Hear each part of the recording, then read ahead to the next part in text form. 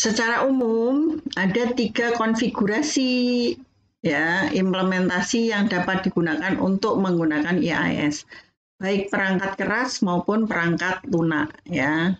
Itu yang pertama, aplikasi IAS yang menggunakan mainframe atau mid-range computer ya. Jadi konfigurasi IAS yang dipasangkan ke dalam sistem mainframe menggunakan konfigurasi pada tahun 80-an. Ya, ini biasanya komputernya gede-gede ya.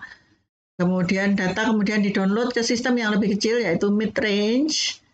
Prosesnya membutuhkan waktu semalam dan dikerjakan oleh bagian IT perusahaan. Nah, kemudian aplikasi IAS yang menggunakan komputer mid-range atau komputer PC dengan menggunakan LAN. Ya. Konfigurasi ini menggunakan konfigurasi yang cepat berkembang karena kemudahannya untuk digunakan. Jadi nggak butuh komputer yang gede-gede. Ya. Kemudian aplikasi IAS yang menggunakan mainframe, mid-range, dan aplikasi spreadsheet dan grafis. Konfigurasi ini merupakan salah satu cara yang paling murah untuk menggunakan IAS, di mana perusahaan dapat mengembangkan sendiri fitur-fitur IAS dengan menggunakan makro ataupun otomatisasi yang tersedia dalam aplikasi spreadsheet. Jadi pakai makro, ya, pakai VB dan sebagainya. Oke. Itu teknis banget ya. Berikutnya adalah keuntungan dan keterbatasan sistem informasi eksekutif atau IAS. Alasan utama untuk implementasi IAS adalah untuk mendukung decision support system atau proses pengambilan keputusan oleh eksekutif yang menggunakan fitur-fitur yang disediakan IAS sebagai berikut. Integrasi informasi. Jadi enaknya kalau pakai IAS, itu informasinya bisa menyatu. Kita nggak usah misalnya yang jadi bos itu panggil bagian ini, saya butuh informasi ini, panggil bagian ini, saya butuh informasi ini, terus masih diolah lagi. Nah, kalau pakai IAS, kita bisa, informasi dari 2 bagian yang berbeda, jadiin satu, diintegrasikan, diolah, muncul informasi dalam bentuk multidimensi yang tadi sudah saya sebutkan. Ya, kemampuan utama dari IAS adalah mengumpulkan informasi yang beredar di berbagai sistem informasi yang ada di dalam perusahaan. Yang tadi saya bilang ya, misalnya saya butuh informasi dari misalnya ini ya contohnya, informasi yang operasional yang berasal dari lantai produksi, penjualan, maupun informasi yang berasal bagian akuntansi atau informasi statistik yang berasal dari bagian riset dan development. Ya, itu bisa digabungkan. Nanti informasi yang dihasilkan berarti ini yang tadi kita sebut dengan informasi multidimensi.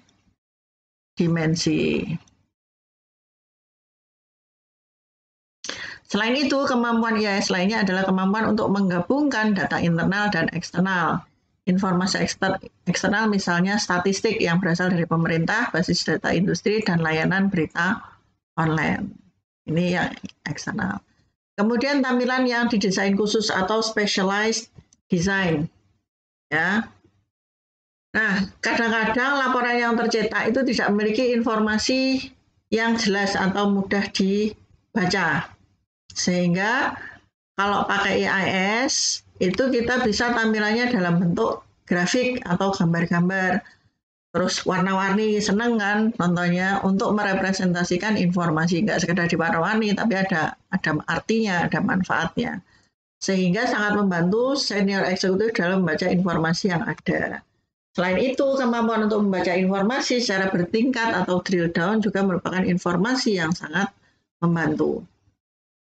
Kemudian yang ketiga, pengembangannya yang cepat. Biasanya aplikasi IAS ini memiliki alat bantu yang memungkinkan pengembangan aplikasi secara cepat atau rapid development. Bukan rapid test ya, yang dapat digunakan oleh programmer maupun pengguna biasa untuk mengembangkan sistem sehingga pemrograman untuk mengembangkan fitur-fitur baru dari IAS dapat dikembangkan dengan lebih cepat.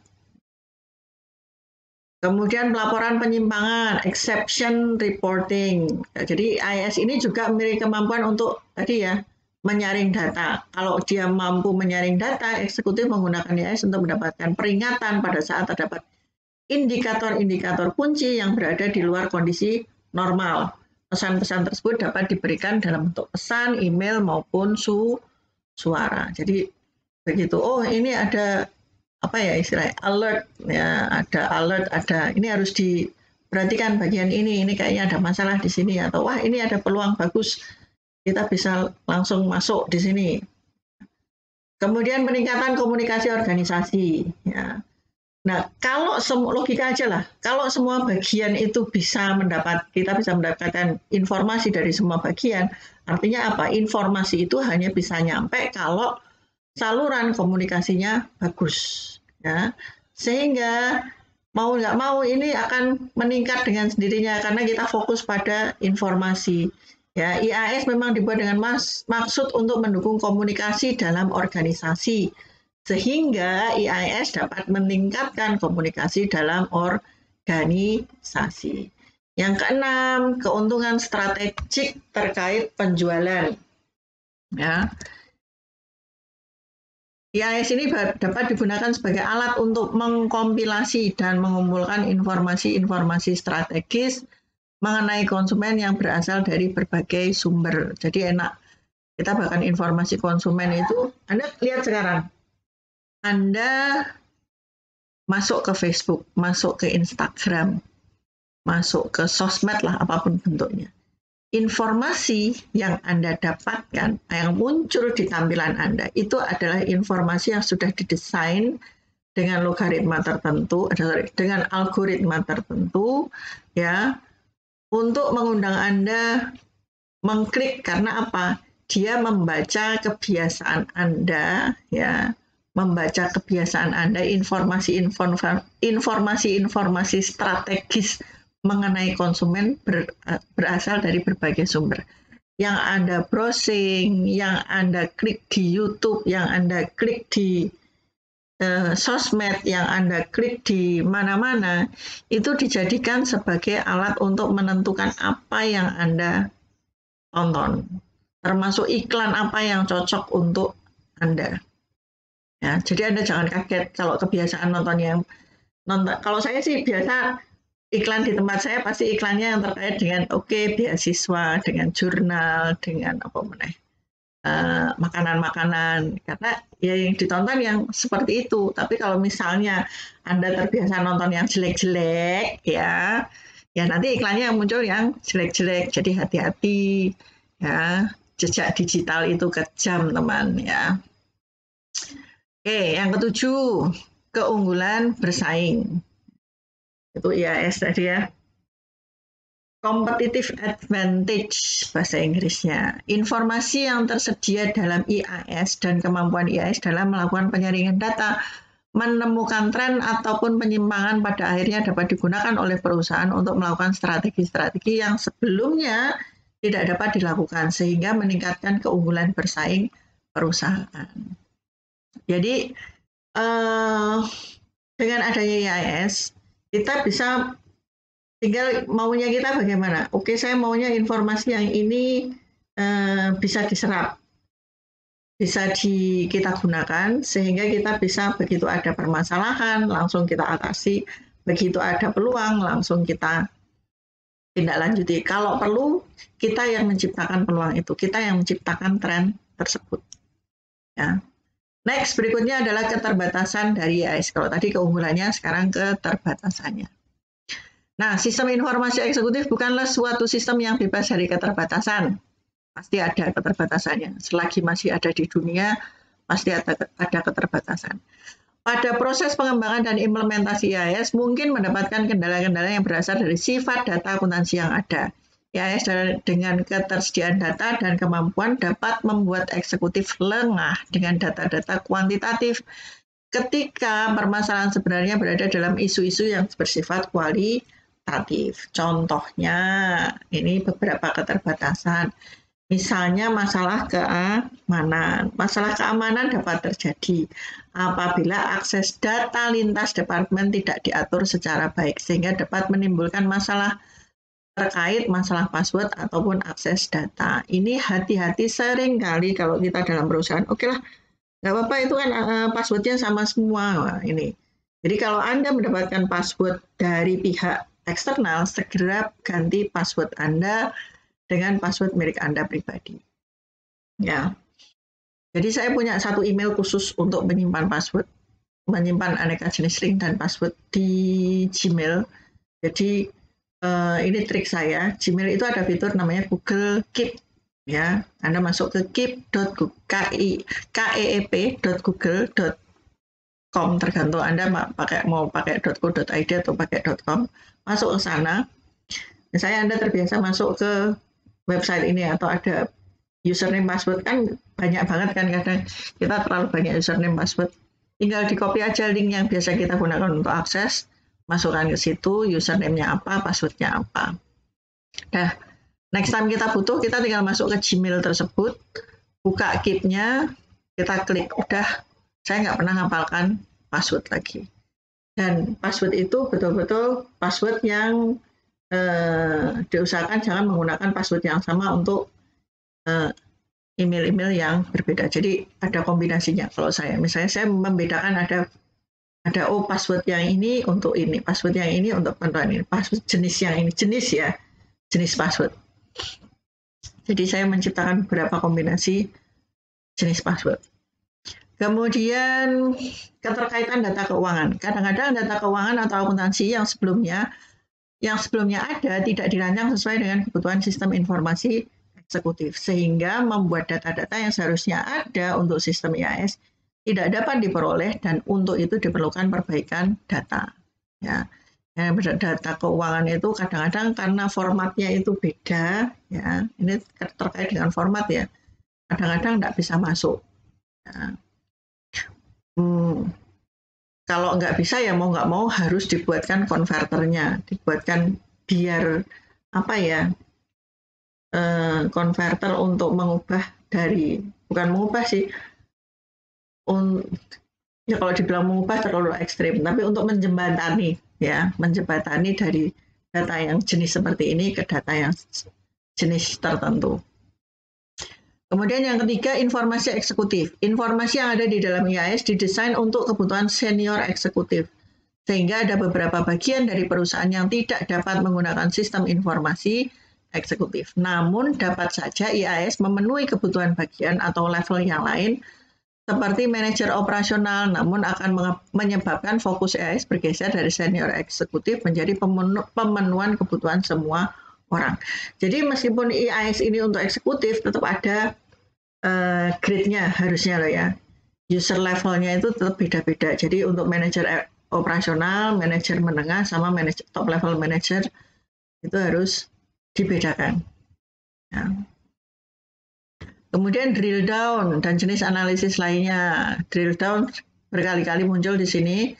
Fitur yang berguna pada saat menganalisis data, namun fokus terhadap data kuantitatif dapat menggeser fokus dari masalah yang mungkin sebetulnya merupakan masalah kualitatif, sehingga IAS harus dilihat sebagai satu alat yang tersedia bagi eksekutif dalam mendukung pengambilan keputusan. Nah, sekali lagi tidak selalu angka ya, tapi kita harus lihat permasalahan-permasalahan lainnya. Next adalah pandangan terintegrasi yang terbatas atau limited integrated view. Ya, ini terbatas pada ketersediaan data yang mampu dimunculkan oleh IAS. Kalau datanya lengkap, ya enggak masalah. Tapi misalnya data yang mampu dimunculkan hanya segitu, ya udah, wadahnya cuma segitu. Yang digunakan untuk mengambil keputusan, dasarnya ya limited, hanya terbatas itu saja. Ya, semakin komplit datanya, semakin besar database-nya, ya berarti bisa digunakan untuk pengambilan keputusan yang lebih besar lagi. Lebih besar pun juga masih syarat dan ketentuan berlaku, tetap aja limited. Limited seberapa? Ya limited seberapa besarnya data itu. Diperbesar ya udah limitednya berarti hanya memperbesar limit saja. Ya. Kemudian yang keenam, keterlibatan eksekutif. Eksekutif harus menjadi bagian integral dalam proses pengembangan IAS, atau kebutuhan maupun kepentingan eksekutif tidak akan masuk dalam IAS yang dibangun secara baik. Namun pelibatan eksekutif dalam pengembangan sistem informasi eksekutif bukan suatu hal yang mudah. Oke. Jadi begini, biasanya kebiasaan top level management ya itu maunya sembuh bicarain pokoknya aku ngerti tadi. Janganlah seperti itu. Next ke depan kalau misalnya Anda jadi bos, jangan aku ngerti ini beres. Jangan maunya beres. Jadi orang harus jelas. Ini sama aja kalau aku maunya beres sama seperti Anda ngajak pacar Anda, ayo Beb makan Ningdi, jawabannya terserah. Ya. Jawaban terserah adalah jawaban yang paling absurd. Saya sebagai perempuan, saya berusaha memahami itu bahwa apalagi saya ya ibu-ibu, kalau misalnya anggota keluarga di sini saya tanyain, oke besok mau masak apa ya? Kan saya nggak mungkin, oke Google besok masak apa, kan nggak mungkin. Saya mesti tanya sama anak-anak, sama suami. Besok masak apa? Saya paling sedih kalau ada jawaban terserah. Ya. Makanya saya kalau ditanyain, saya berusaha untuk tidak menjawab terserah. Saya akan menjawab, oke saya maunya ini, tapi saya tidak menutup kemungkinan harus seperti ini. Ya. Jadi usahakan eksekutif ini harus jelas maunya apa. Ya. Kembali lagi ya tadi, cewek-cewek tolong jangan suka menjawab dengan terserah. Rungok kelur. Next adalah dukungan jaringan. Nah ini penting, jangan sampai dukungan jaringan ini menghambat semuanya. Ya, koneksi internet, listrik, dan sebagainya.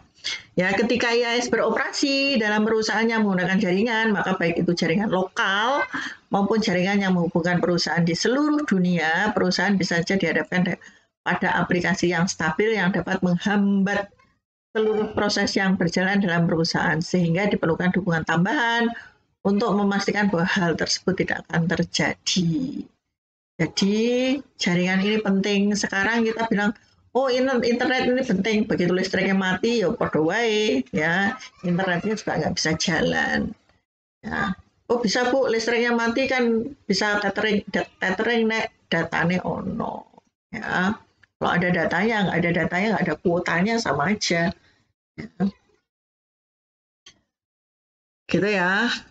Sama halnya misalnya di perusahaan harus ada genset, servernya harus kuat. Kalau nggak kuat pakai server sewa, ya sewa server. Sekarang banyak perusahaan yang menyewakan server dengan uptime di atas 97%. Ya. Di atas 97% artinya apa? Dia hanya boleh down maksimal dalam 1 tahun adalah 3 kali, 3 hari saja. Ya, itu maksimal. Next adalah biaya. Biaya yang dibutuhkan untuk membuat IAS itu nggak sedikit, sehingga harus dilakukan analisis biaya dan manfaat, cost and benefit. Untuk memastikan bahwa nanti ini loh, kalau kita membuat sekian ini harus, orang bilang harus cocok, ya. Harus seimbang. Jangan sampai kita ngeluarin banyak, ternyata manfaatnya cuma sedikit. Oke. Berikutnya adalah proses bisnis yang dipengaruhi oleh sistem informasi eksekutif.